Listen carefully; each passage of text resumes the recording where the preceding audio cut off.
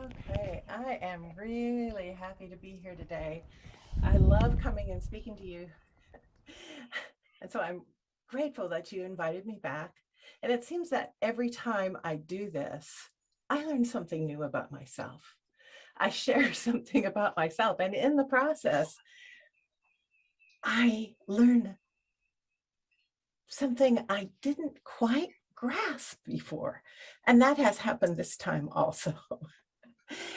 All right. When I picked my topic, I picked the name of the speech, which is The Still Small Voice. I've had a lot of experience in the last 20 years in a variety of ways, listening for that still small voice. And it's come in many, many forms. So I've kind of developed this way of communicating with spirit.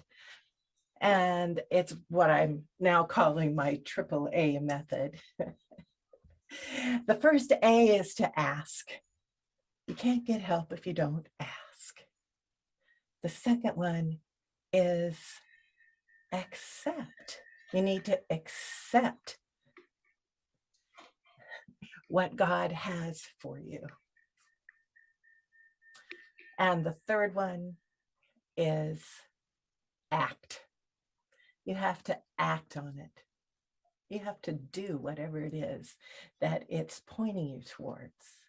Now, I'm going to tell you a little bit of my history of asking for help. But I have to tell you, in the beginning, for like the first, let's see, I'm 68, almost 50 years of my life, I did not believe in God, even as a child, and I was going to Catholic church, and I thought that was a bunch of hooey. But because of other things that have happened in my life, trauma and whatnot, I really didn't believe that there could be a God because he couldn't have left me in that situation.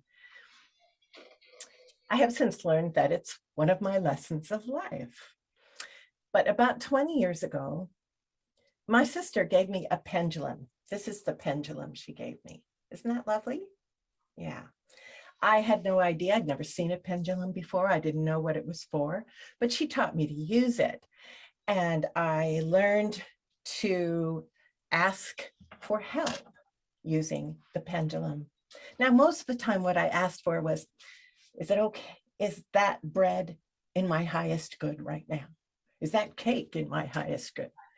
And of course, what I learned in doing that is that I had to get my own expectations and ego out of the way before I could ask. Because if I did, the pendulum would be registering what I wanted, not what spirit had in mind for me. But I didn't even know who I was asking, because I didn't believe in God. I didn't believe in any kind of guidance from spirit. I just thought this was a fun thing to do. Well, the next thing that I did to ask for guidance was I learned to do automatic writing. Ooh, automatic writing. That's like things psychic people do, right? I'm not psychic, no. Mm-mm. But I had a friend who said, anybody can do automatic writing. And I said, really? That sounds like fun. So she taught me how. And initially, I got some really creepy answers that just came flowing out of my pen. I didn't write it, it just happened. I took it to her and I said, look what I'm getting. And she goes, oh, for God's sake. And she ripped it up into little pieces and threw it away. And then she said, you need a protection prayer. A protection prayer? I hadn't prayed since I was tiny, and I learned to do the rosary. But okay, if she says I need a protection prayer, then I must need one. So she wrote down this prayer for me that I have been using ever since. And it goes like this. I ask the good spirits to surround me with the white light and the blue light of divine protection.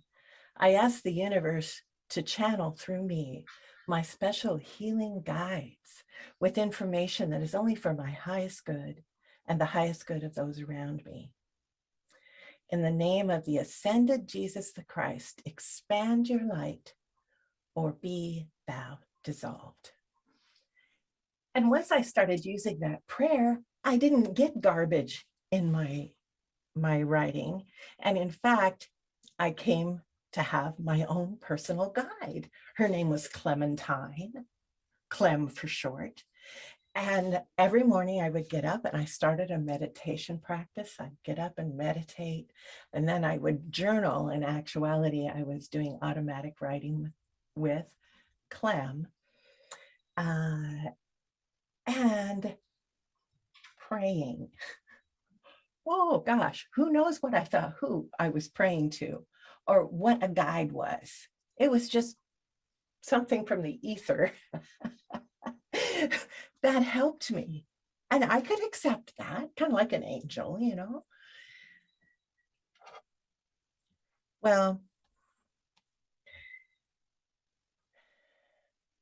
after that, I learned that there was a lot more to it than that. But what I would like to do right now is do a little meditation with you. Not a meditation, yeah, a meditation. So what I want you to do is sit down, wait for the feedback to pass, put your feet firmly on the ground, and close your eyes. I'd like your hands to be resting comfortably with your palms up, just relaxed, either on your lap or on the arms of your chair or on the table in front of you. Then I'd like you to take a nice deep breath in through your nose. And just hold that for a minute or so. And then blow it out through your mouth and think, relax. And as you do that, let your rear sink into your chair. Take a nice deep breath in through your nose. Think, relax. And then blow that air out through your mouth and allow your shoulders to relax away from your ears. Now take another nice deep breath in through your nose. Think, relax. And as you blow the air out, let your jaw relax. So you should feel like a puddle of jelly now. Take a nice deep breath in. Blow it out. And then we're going to ask for guidance. So I'd like you to repeat after me. Ask Spirit to flow through me now, to surround me with the white light and the blue light of divine protection.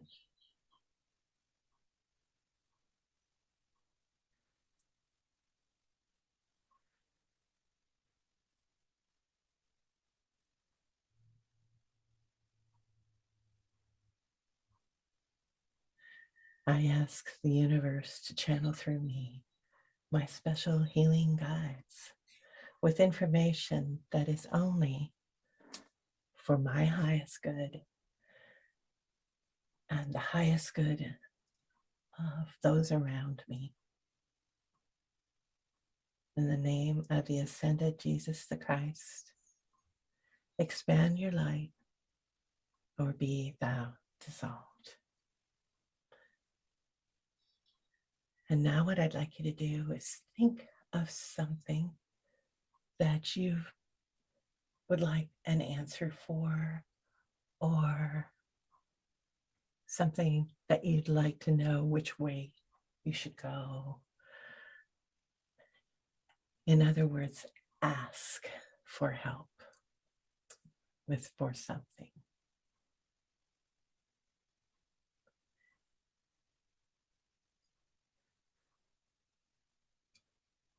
Take another nice deep breath in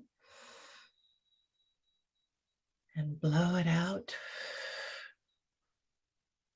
And then come back to the present moment. Open your eyes. All right. So that was the first step in our 3-step process. The first one is to ask and wait. The second step is allowing. Could also be accepting. It also starts with an A. But you have to listen and allow whatever you hear, whatever you feel. There's many, many different ways that spirit can talk to you. As an Eden energy medicine practitioner, I have felt energy in my hands. I've felt energy in people's bodies. I've had a sense of knowing where the problem is. I ask and I get told, although it's not always simple and direct. Sometimes I don't hear for a few days or longer. If I'm working with a client, it's much more immediate. But the point is that it can come in lots of different ways. So as sort of a demo of that, what I'd like to do is share a story with you. I call it my blessing blanket story. Back in about 2014 or 15, my husband and I were heading over to Leavenworth, Washington to stay the night with his daughter and her family. As we were driving towards Seattle, we came across a horrible automobile accident. And although we couldn't see the accident itself, we could see the flashing lights of the police cars, the ambulance, the fire truck clearing stuff off the road. And I began to realize there probably were people injured. And so I started sending the healing energy of the universe to the people that were the victims of this wreck.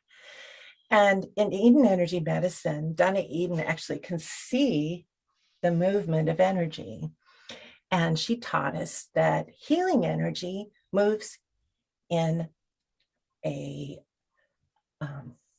infinity symbol or a figure 8. So when we send healing energy, this is what we do. We make an 8 out of it, an infinity symbol. Or we can simply have the intention of sending that healing energy in an 8. So I was doing that in the car, and it occurred to me that, oh man, it was so sad that more people didn't know how to use energy medicine in situations like this, where people were in danger. Because energy medicine can reduce blood flow, it can reduce shock, it can even jumpstart your heart. So I was saying to myself and to my husband, Dwight, I wish more people had a way that they could experience the helpfulness of healing energy without having to know an energy modality. We hear the whoop, whoop, whoop of the helicopter, and it comes down and lands. And after maybe an hour more of waiting, they finally cleared the road and we went through. I never did hear who was in the accident or if anyone died or anything. We got to Leavenworth, and during the night, we slept the night at their house. About 2 o'clock in the morning, I hear this, Mary Ellen. Mary Ellen. Who's that? This is God. Really? Yes. You need to start making blessing blankets. What in the heck are blessing blankets? A blessing blanket is a blanket that you create that has the symbol of healing energy, the 8 or the infinity symbol, with that energy imbued in it on the blanket.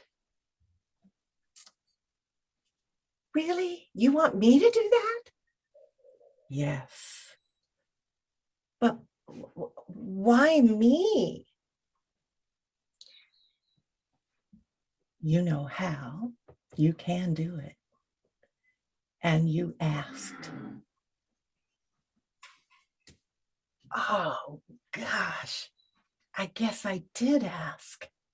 I said, I wish there was some way that people could have access to that healing energy. Oh my gosh. Okay, well, I need more information. How big is a blessing blanket? However big you want it to be, size does not matter. Okay, well, you know, how long does it last? Oh, as long as the blanket lasts. Oh, okay. Can you wash it? Yes, you can. Oh, okay. Am I supposed to sell these or am I supposed to give them away? Whatever you want to do, it doesn't matter. Okay, is there anything else I need to know? Silence. Wow. That was just totally outside of any of my experience. I'd never had God talk to me before. I didn't know it was possible, really. I didn't really believe it. Well, now I do. I went home. So here I had asked and I had to allow the answer to appear and to accept that. Now I needed to act on it. Whoa.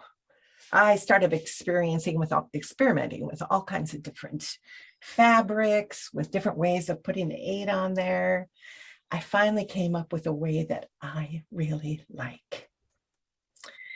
And so this is what the blessing blankets look like today. I crochet the blanket and then I needle felt the 8 onto it.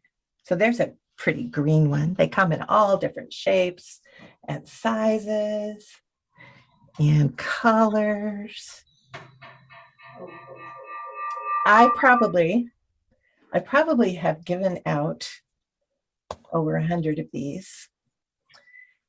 And what I have found is that by using my ask, accept, and act, it's sort of like a mantra. When I've done that, I have never regretted it. And in fact, with my blessing blankets, I get so much joy from knowing that people are out there using these blessing blankets to help their bodies heal, to feel better, to get rid of pain, to stay calm.